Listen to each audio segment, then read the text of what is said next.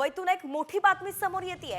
Coastal रोडच्या बोगद्यात अपघात झाल्याची माहिती मिळतेय। बोगद्यात दोन कार एकमेकांना धडकल्याचं पाहायला मिळतंय आणि या अपघातात 6 जण जखमी झाल्याची ही माहिती आहे। नरिमन पॉइंटच्या दिशेने जाताना कारचा अपघात झाला आहे।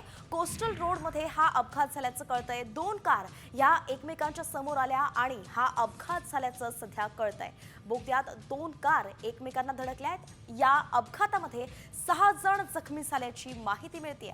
आपण हे दृश्य सध्या पाहतोय। मुंबईतील कोस्टल रोडची ही दृश्य आहेत। तर नरिमन पॉइंटच्या दिशेने या कार येत होत्या आणि यावेळी या कारचा अपघात झालेला आहे। वैदेही काणेकर आपल्या प्रतिनिधी आपल्यासोबत जोडल्या गेल्यात। वैदेही, आपण पाहतोय की कोस्टल रोडच्या बोगद्यात हा अपघात झालेला आहे आणि 6 जण जखमी असल्याचं कळतंय। अजून सविस्तर अपडेट काय आहे?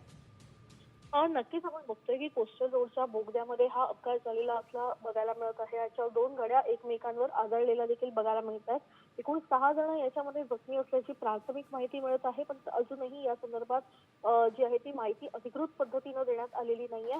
पण आपण बघतोय की कोस्टल रोड मध्ये ज्या पद्धतीनं स्पीडला लिमिट अनेक जण देत नाहीत आणि त्याच्यामुळे मोठ्या प्रमाणात अपघात होतात, याची तक्रारी या आधी देखील आलेल्या आहेत, मात्र त्याच्यावर कुठलंही नियंत्रण नाही आणि अखेर हा अपघात जो आहे तो या ठिकाणी झालेला बघायला मिळत आहे, अशी सध्या चर्चा मुंबईकरांमध्ये आहे।